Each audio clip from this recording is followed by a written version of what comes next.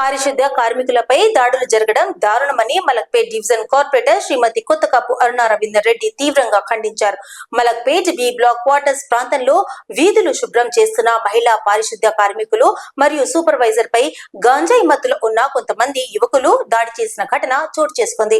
ఈ దాడిలో గాయపడిన కార్మికులను స్వయంగా పరామర్శించిన కార్పొరేటర్ అరుణ పారిశుద్ధ్య కార్మికులను నగరం పరిశుభ్రంగా ఉండేందుకు రాత్రింబగళ్లు శ్రమిస్తున్నప్పుడు వారిపై ఇలాంటి దాడులు జరగడం అంగీకరించలేనిదని ఆగ్రహం వ్యక్తం చేశారు. దాడి చేసిన వారిపై వెంటనే కఠిన చర్యలు తీసుకోవాలని పోలీసులకు విజ్ఞప్తి చేశారు.